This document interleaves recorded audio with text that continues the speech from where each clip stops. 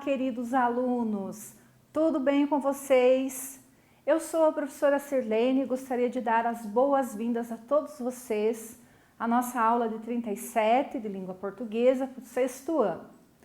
Vamos conhecer o assunto da nossa aula, pessoal. O que é que nós vamos estudar hoje? Então, hoje nós vamos falar sobre lendas, né? Na aula anterior nós estudamos o mito e hoje nós vamos estudar as lendas. Eu peço que vocês peguem lá o caderninho de vocês, né? Abram lá na matéria de português, coloquem lá a aula 37, lendas, e fiquem lá com lápis, caneta, borracha na mão para a gente ir anotando, né, as coisas mais importantes da aula, beleza? Os objetivos para a nossa aula são: então nós vamos reconhecer as características do gênero lenda nos textos, né? Por que é que um determinado texto é uma lenda, né? E por que é que outro é um mito, por exemplo, ou não é lenda e nem mito, ok? Então, o que é uma lenda, tá? E a prof trouxe aqui uma figurinha de um menininho que eu acredito que vocês já conheçam, né? O Curupira. Ele é personagem de uma lenda, né? Nós vamos conhecer esse personagem mais algumas lendas hoje, tá? Então, as lendas, numa linguagem bem simples de entender, nós podemos dizer que são histórias que narram acontecimentos que se passaram em um tempo bem distante. O que isso quer dizer? Que a gente não sabe exatamente quando essa história aconteceu, quando ela foi criada, tá? O espaço no qual acontecem os fatos geralmente é marcado por itens da natureza, por elementos da natureza, tá? E aí já vem uma diferença para os mitos, né, que nós estudamos lá na aula anterior. Porque os mitos também, assim como as lendas, foram criados para explicar fatos inexplicáveis, porém eles não têm essa característica, né? Eles não são geralmente marcados por ambientes que são, né, espaços naturais, e as lendas são, né? Então, geralmente o lugar onde acontece a história, a lenda, é marcado pela natureza, tá? As lendas são de tradição oral, né? Elas foram transmitidas oralmente, elas foram contadas, né, de um para outro, de geração em geração, e elas são usadas para explicar, né, o mundo, ou transmitir um ensinamento, ou explicar fenômenos da natureza. Então, por exemplo, né, antigamente as lendas foram criadas para explicar, por exemplo, por que chovia, por que é que trovejava, ou para ensinar algo para as crianças através de uma história, né? Ou explicar um fato que não se tinha uma explicação lógica, tá? De acordo com os pesquisadores, né? Isso que a prof está falando, a prof não está inventando, né? De acordo com os pesquisadores, aquilo que as pessoas não conseguiam explicar pela ausência da pesquisa e da ciência, se criava uma lenda. E assim surgiram essas histórias, né, que povoam a nossa infância e a nossa vida adulta também, ok? Então, peguem lá o caderninho de vocês, pessoal, escrevam lá o que são lendas, né? Então, são histórias criadas, né, no passado, não se sabe quando, para explicar fatos que na época não se explicava, pela ausência da ciência. E geralmente essas histórias são marcadas, né, pelo espaço natural, por elementos da natureza. Ok, pessoal? Se precisar, vocês pausam um pouquinho o vídeo, escrevem lá com as palavrinhas de vocês e continuam, tá bom? Você conhece esses personagens que a prof colocou aqui na imagem? Já viram eles? Ah, acredito eu que sim, né? Esses são alguns personagens que estão presentes nas nossas lendas. Vamos ver quem é que nós temos aqui, tá? Então, nós temos o Negrinho do Pastoreio, que é esse menininho aqui, ó, montado a cavalo, que eu acredito que vocês já tenham ouvido falar da lenda dele. Nós temos a Cuca, olha a Cuca aqui, que é uma bruxa no formato de um jacaré, né? Um crocodilo. Nós temos o lobisomem, olha ele aqui, né? Um homem que se transforma em lobo. Nós temos a mula sem cabeça, como o nome já diz, né? A mula não tem cabeça, ela tem fogo no lugar da cabeça. O boto cor-de-rosa, olha ele aqui, né? O boto cor-de-rosa. O saci pererê, o nosso menininho de um pé só, né? Com o gorro vermelho. O curupira, que tem os pezinhos virados para trás, olha ele aqui. O boitatá, olha o boitatá aqui, uma serpente com olhos de fogo. E a Yara, né? Olha a Yara aqui penteando os seus cabelos, né? Então, são alguns personagens das lendas do folclore brasileiro. Não que sejam só esses personagens, tem muito mais, né? Eu trouxe alguns exemplos para vocês irem lá recordando das lendas que vocês conhecem, tá bom? Então, vamos ler uma lenda, pessoal? A lenda que eu vou ler com vocês tem a ver com uma bebida, com um refrigerante, o Guaraná. E aí, vocês com certeza já tomaram Guaraná, né? Gostam de Guaraná? O nosso refrigerante. Sabiam que tem uma lenda que explica a origem, o surgimento do Guaraná? Tem uma lenda, uma história, né? E essa história, essa lenda, teve origem lá no norte do Brasil. Então, na época, o povo não sabia explicar a origem da frutinha do Guaraná. Olha ele aqui, a prof trouxe o desenho. O que parece? Um olho? Parece um olho, né? A pálpebra inferior, a superior e o olhinho lá, né? Então, na época, não se sabia explicar por que é que essa frutinha que parecia um olho criou-se a lenda do Guaraná, que é a lenda que eu vou ler com vocês agora. Vamos lá, pessoal, conhecer a lenda? Então, diz assim: tudo aconteceu quando um casal de índios que não tinha filhos pediu ao deus Tupã que tornasse possível o seu desejo de ser em paz. O pedido foi atendido e o casal teve um menino bonito e saudável que era estimado em toda a tribo. Invejoso de suas qualidades, Jurupari, o deus da escuridão, resolveu matar o índiozinho. Um dia, enquanto o menino colhia frutos na floresta, Jurupari se transformou em serpente. Tupã mandou trovões ensurdecedores alertando os pais do menino, né, que tinha perigo. Mas não houve tempo até que a serpente matou o menino com o seu veneno. Tupã mandou plantar os olhos da criança para que deles nascesse uma planta. O fruto dessa planta deveria ser dado para as pessoas comerem com o objetivo de lhes dar energia. E no local onde os olhos foram plantados, nasceu o Guaraná, frutinha que apresenta o aspecto dos olhos, né? Então essa é a lenda, a história criada na época, que não se sabe quando, que é uma característica da lenda, né? Para explicar por que é que existe essa frutinha chamada Guaraná, que parece os olhos de uma pessoa, mais especificamente aqui de acordo com a história, os olhos de um menino.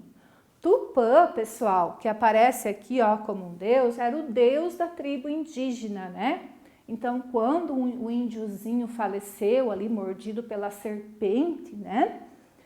O deus Tupã mandou que os pais plantassem os olhos, né, da criança, a fim de que nascesse uma planta. E foi o que eles fizeram. E no lugar que eles plantaram os olhos, de acordo com a lenda, né, nasceu o Guaraná, que nós conhecemos até hoje. Certo, pessoal? Vamos compreender, então, por que é que esse texto é uma lenda, né? O que é que esse texto explica que na época, pela ausência da ciência, não se sabia explicar, tá? Porque essa é uma das características da lenda. Ela explica fatos que não se tinha uma explicação científica. Então, primeiro, nós temos um casal, né, de índios que não tinha filhos e de repente eles tiveram um filho. né? E eles aí criaram a história dizendo que esse filho foi um milagre do deus Tupã. Primeira explicação. Segunda explicação, o filho morreu, né? O filho morreu de repente picado por uma serpente, por uma cobra. E o que é que eles fizeram? Continuaram criando a história, a lenda, dizendo, né, que a morte do filho deles foi uma vingança do deus da escuridão, o Jurupari, que tinha inveja do filho, né, que ele se transformou em serpente e foi lá e tirou a vida do filho que eles tanto queriam, né, e era o único que eles tinham. Outro fato que essa lenda explica, o surgimento de uma planta que nós sabemos que é o guaraná, que parece com olhos humanos, né? Então essa é uma característica de uma lenda. Como vocês perceberam, aqui nós temos 3 fatos explicados, né, através de uma lenda, ok, pessoal? Importante saber que, pelas lendas serem de tradição oral, por elas serem contadas de geração para geração, elas podem ter variações de uma região para outra. O que isso significa? Elas podem ser um pouquinho diferentes. Por quê? Porque cada região tem o seu povo, a sua cultura, né? E de acordo com esse povo e essa cultura, essa história pode ser um pouquinho diferente. Por exemplo, a lenda do Boitatá, né, a serpente de fogo, ela tem várias versões, uma diferente da outra, que a prof quer mostrar para vocês. Então vamos lá, né? A lenda do Boitatá. Foi no ano de 1560 que pela primeira vez se teve registro dessa lenda do Boitatá no Brasil.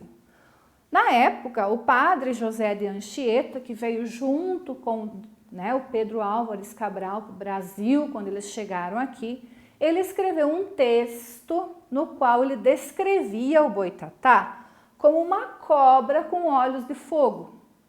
E ele escreveu esse texto baseando-se numa lenda indígena. Então, a primeira vez que se ouviu falar no Boitatá no Brasil foi em 1560, quando o padre José de Anchieta escreveu sobre esse ser, né, sobre o Boitatá, dizendo que era uma cobra com olhos de fogo e que ele escutou essa história dos índios.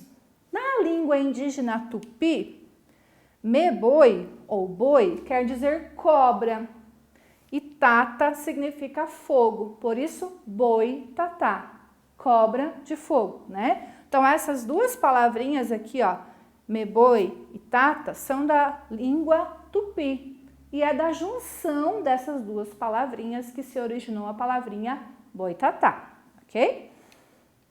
Então vamos ver a versão que o padre José de Anchieta escreveu e depois comparar com um texto que é um pouquinho diferente, falando da mesma coisa.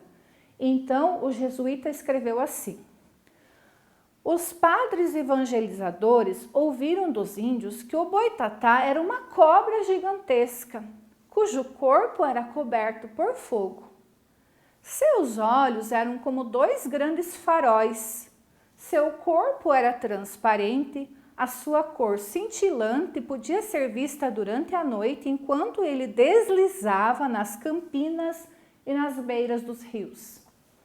Segundo a lenda, que foi popularizada na época da colonização, o Boitatá tem o poder de se transformar em um tronco de fogo para enganar e atrair os lenhadores e pessoas que queimam as florestas ou maltratam os animais.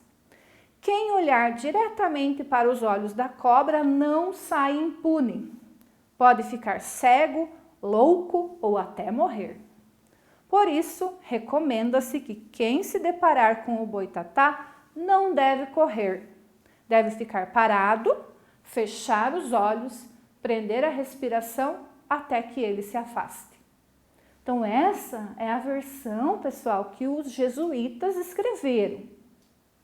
Mas que fato inexplicável será essa lenda tenta explicar através da ficção?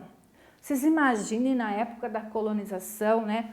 tudo mato nesse Brasil, com feras, com animais, sem estrada, sem casa, sem nada, só mata fechada, né? E esses colonizadores desbravando essa terra, eles criaram essa história com alguns objetivos. Primeiro, para que eles não, né, maltratassem a natureza, porque, ai, cuidado, tem o boitatá. Né? Se você maltratar a natureza, derrubar as árvores, estragar a natureza, ele vai, é uma cobra que se transforma em tronco de fogo, ó, né?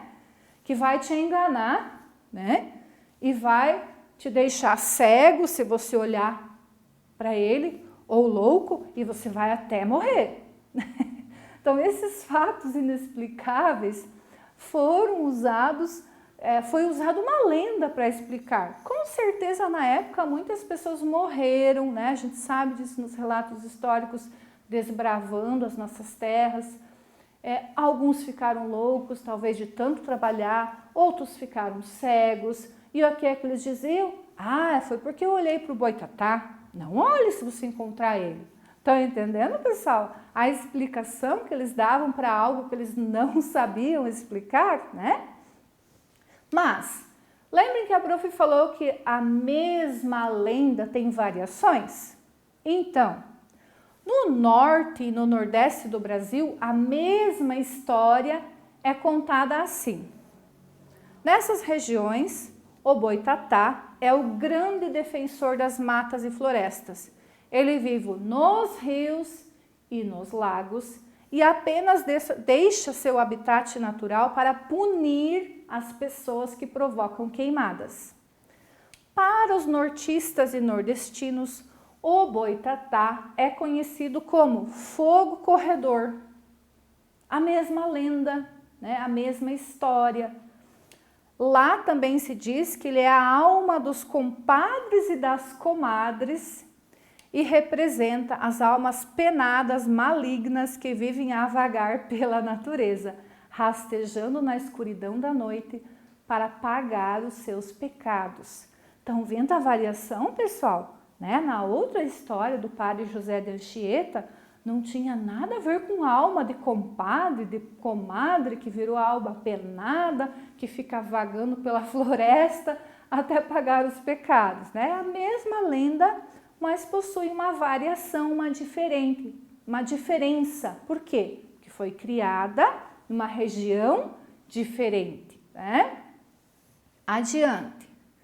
E no sul do Brasil, né? Na nossa região, por exemplo, também tem uma versão diferente. Vamos conhecer. Então, no estado de Santa Catarina, o boitatá é descrito como um touro de patas gigantes e com um enorme olho bem no meio da testa que brilha como um tição de fogo. Aqui não é mais uma cobra, é um touro, estão vendo?